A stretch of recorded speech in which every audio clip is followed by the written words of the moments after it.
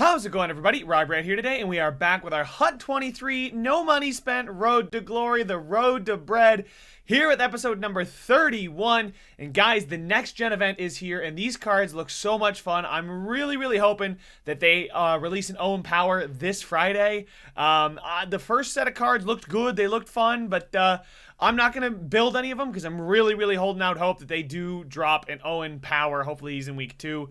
If they don't, I'm not sure what else I have left to grind for. I know there's the constant just keep getting better and better, but like, if you guys have any suggestions of things that I should try and progress towards, because it's kind of getting stale to just boot it up every weekend, play, get rewards, team gets a little bit better and whatnot. So you guys let me know what I should be grinding for. If you guys want to see something, see like some ultimate achievement that you want me to get to by the end of this series, because I'm starting to worry that I'm burning out, guys. Like HUT, there's just not much more left for me. But speaking of getting better on a team, Kent Nilsson is now here. Yes, we pulled him from our rival rewards, our untradeable rival rewards, and I also spent about 59,000 coins to pick up Tage Thompson and turned him into that all-star Darlene. So those are the two changes I've made. We're still sitting on 25,000, 26,000 coins. So we got a pretty decent cash stack right now. But we are in HUT Champs this weekend. WVU fan Jay, Western Virginia fan Jay, is our first opponent of the weekend. As you guys can see, I changed my jerseys. We're now using the Sherbrooke Phoenix jerseys, as well as the Sabres Reverse Retro 2.0 for our aways. The first goal here is going to come on a nice little breakout from our opponent. He finds Nurse. I back off way too hard, but then still, I think that Markstrom's got to have that one that kind of just slips through him. I personally think he should have had it, but I mean, I went and played goalie. I backed off way too far, and that's something actually I started to get better with my gap control as the weekend goes on here. But Fiala with a great block of the pass. We get around the last defender, forehand, backhand, top shelf, and that's a card that I actually looked to sell. I was actually looking to sell it because I think I want to start upgrading Larkin. I may do an X Factor reroll. I may reroll Stamkos, Hedman, and Shea Theodore just to see what we can get. I don't know if that's worth the reroll. I think Hedman's pretty darn good, but we do have that as an option because I saw that Larkin card after the All-Star game looks insane. But anyway, we got a good breakout here. We find Teravainen in the zone, skates around to the slot, and nice and low far side to get that one to go home for us, and we take a 2-1 lead in this game. And I had fun. Like I said, guys, this weekend, the gameplay is fun. I just feel like I don't have a reason to log in and play and for something to work towards, but anyway, we jump to the start of the second period where I try and get around McDavid. McDavid with a great little poke check, and I read the cross crease. Oh, I was there. I just couldn't turn in time, and Patrick Kane gets a pretty darn easy goal assisted by McDavid, but I definitely should not have turned the way I did. But looking at that X Factor Kane, it makes me think maybe we go after an X Factor, see if we can get Makar or McKinnon or something like that. But our opponent's goal is not going to go unanswered very long because Connor McDavid skates into the zone and backhand wraparound, which is a pretty consistent goal. If you can do it with speed around the back of the net, you can actually score that one pretty consistently. It's something I've been trying more and more because I've seen people do it against me and it works and it's frustrating. So I want to score with it. I want to win games and I want to do whatever it takes, right? I'll play the current meta, whatever that meta may be. This is not meta though. Nilsson, ooh, Dangles, couldn't quite get it to go, but he comes out in front. That is meta. Coming out in front. Scoring his first goal for the team in his first official game for the team. He's really solidified that second line center, which is why I'm totally fine just getting rid of Stamkos, because Stamkos is on the third line center anyway, so it's not that big of a deal for me, and I'd rather spend the coins and the power-up collectibles on Larkin, who's back-checking hard. Ward, he's around him, and Oliver Ekman-Larsson just centers that one, and Markstrom, this is the first game where I feel like Markstrom's letting me down. That's 2 goals now that are pretty black. That's not good.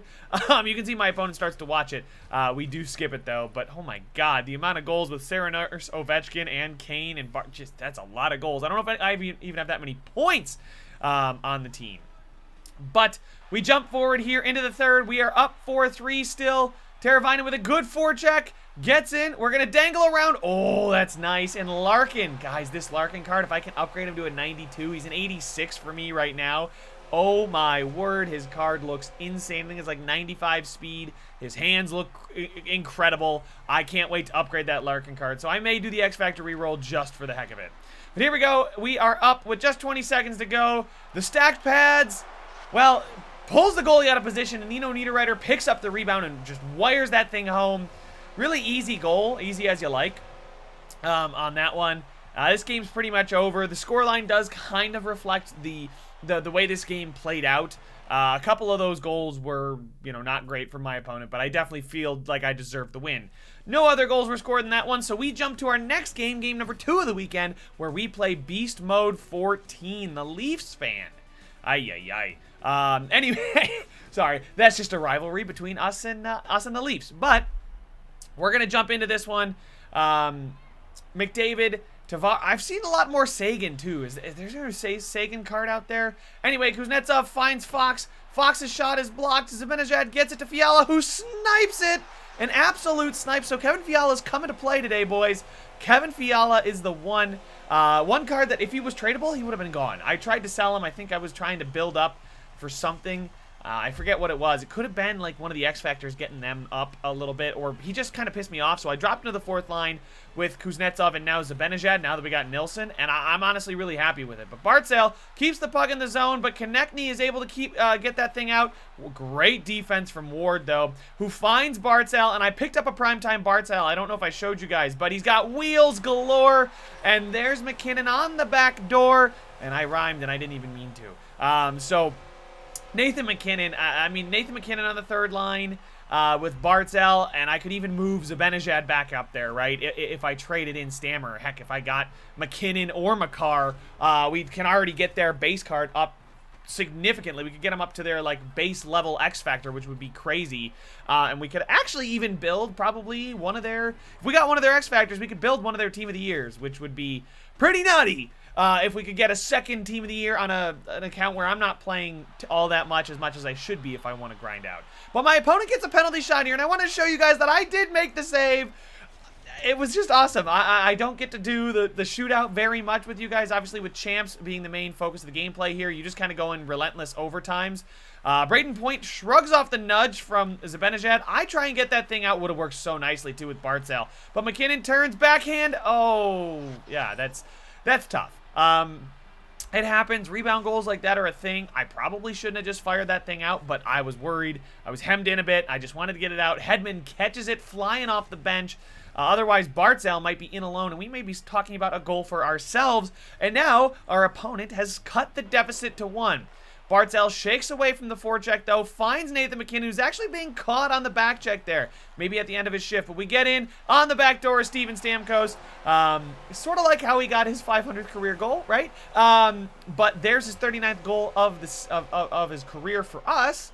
And we extend our lead. We extend our lead back to 2. There we go. That's what I'll say. But with 3-1 with 2 minutes to go, or 20 seconds to go, our opponent gets a breakaway, backhand, forehand, and Travis Konechny cuts it to 1. Our opponent does end up pausing to call their timeout here. And there's no more goal scored. There's only 20 seconds left. I didn't want to cut it and show you guys something that isn't interesting. So we do end up winning even with that late scare. And our next opponent is a Bruins fan named Seal Clubbers. It's tough. Poor Seals. What did they ever do to you? But anyway, you can see Lemieux and McDavid and, oh, I forgot who that was at center. But he's not playing, right? He's AFK, so we're going to get in with McDavid. Boom.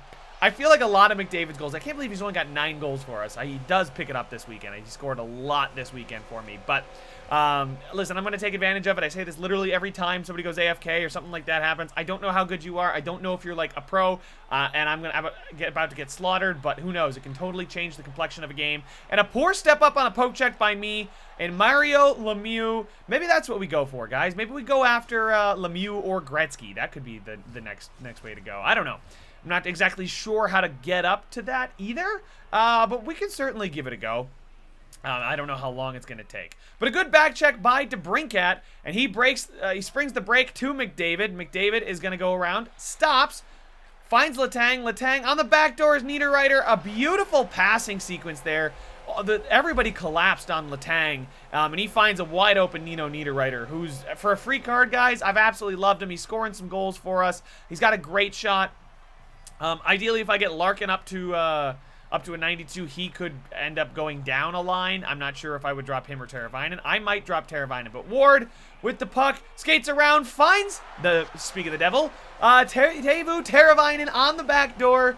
A great little play there. And guys, having competent defensemen, that's why I picked up the Dahlin. Guys that can skate and dangle and shoot and feel like just a little bit bulkier forwards. It's so nice to have those guys, and I'm getting them more involved in the play. You know, having the Fox, having the Ward, having the Dahlin, having Makar, having Letang, right? And then we got Victor Hedman's base card, who I may end up selling just to get some coins. But, you know who we're never going to sell? Connor McDavid, because he's untradeable, but also because he's insane and he's scoring a ton of goals. You can see there him and Nielsen connecting, and the Nielsen card, really, guys, I keep mentioning it. I've mentioned it once before already in this video, but Nielsen has really solidified that second line center. Like, he's not the fastest. He's not like super duper overwhelming like a McDavid or a McKinnon or a Matthews is, but he is just so solid, like high 80s in literally everything. But Barzal is going to find Stamkos on the back door, sort of. We come out front. Stamkos shoots, saved by Markstrom, and our opponent gives us the puck. We make it 5-2, and our opponent, understandably so, is going to leave. As you guys can see the stats, I've got 5 goals. He's got 6 shots. It's tough right now for him, and I don't blame him for quitting. He did leave that game. We ended up winning 5-2. So we are now 3-0 to start our weekend, which might be our best start ever. I've never gotten through the first 3 placement games winning all of them. But I'm not even going to try and pronounce this person's team name just simply because it was a bunch of gibberish to me. But this Hut team with the Steinbach Black Wings is our next opponent here. And they were perfectly content to sit behind the net like this all game until I committed. Couldn't quite get the nudge there with Fox's truculence. And Matthews finds Barzal, who then absolutely decapitates Poulin and then throws the stick at her. That's no team cohesion. That's infighting right there. But there's 89 stat sheet Barzal. 523 assists from Makar. I hope this person knows that there's more games out there than just Chell. That is a ton of goals and assists and points and just, oh my goodness. But anyway, we are able to keep the puck in with Zibanejad. A good cluster forecheck. We find Fiala. Good and tight move. Ooh, that one felt good when I scored it too, guys. That little last second move to just put it in.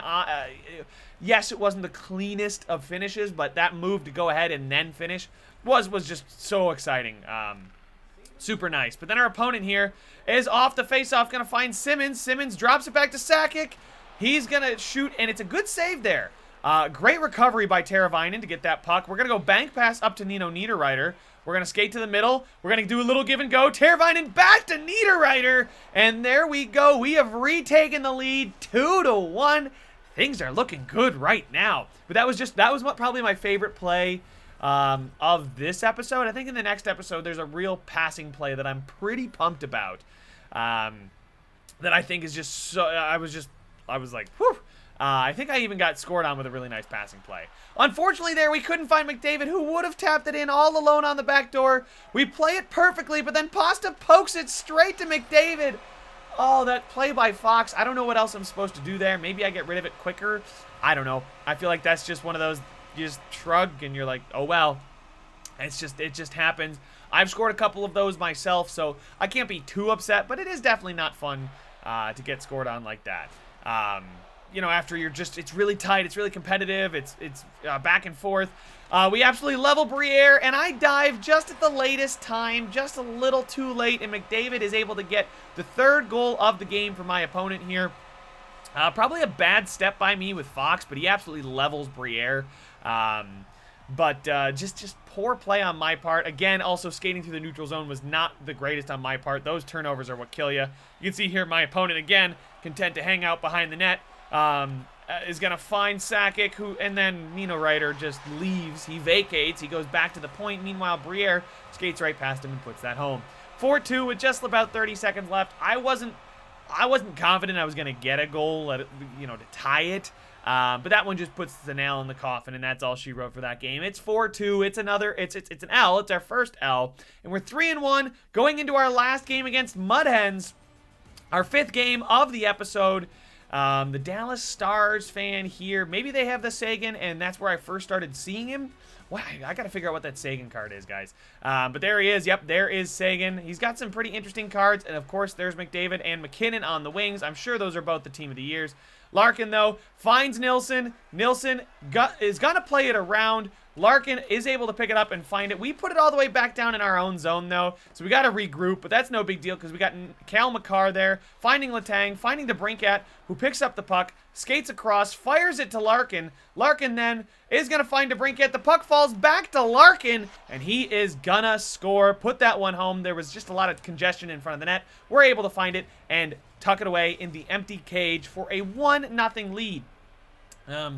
You saw that play earlier. That was pretty darn close on that earlier play, and then we fired it back to our own. I started to cycle around the net a lot more. I don't know why I got out of that habit, but I'm having a lot more success this way. But here he goes. You can see our opponent skates out, shoots it in Beliveau, excuse me, is the quickest one to jump on that rebound. The rebound control is almost too good from Markstrom. There's Bowen Byram with the shot. That's who it was. He brought his defender down, shot. I stepped up with Hedman, and he was able to put that thing home on the rebound and tie the game. A nice little spin move from what I assume is Quinn Hughes, who gets absolutely leveled, but then Weegar steps around McDavid.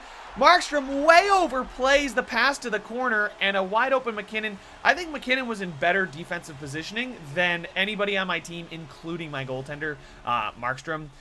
So we're starting to see some cracks in Markstrom's armor here this episode, but honestly, guys, his save percentage, his goal against average is really good.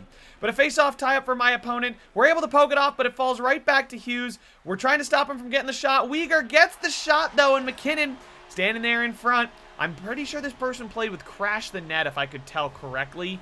But they get a goal there with X-Factor McKinnon, so it's not Team of the Year McKinnon, which is refreshing, which is nice to see that not everybody has a Team of the Year, it's kind of crazy this year. But at 3-1, just terrible play by me, turning that puck over. It falls right to McKinnon. A tough way to give up the hat trick. Deserved, right? He threw it on. Just a couple bad rebounds or good placement shots. I'm not sure which. Take your pick.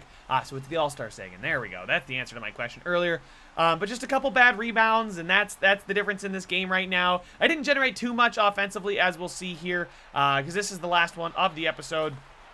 We are going to lose 4-1, and we dropped to 3-2. So even though we started 3-0, didn't quite get it done there in the last one or the one before it. This one felt a little less close. The last one felt a lot closer. But there you go, you guys can see I'm 1342 round points. The shots were about even. Our opponent did have a bit more time on attack. But that's all the time I have for this one, guys. Make sure to leave a like if you enjoyed it. Subscribe if you want to see some more. And I will see you guys in the next one. It's a free for all, free for all.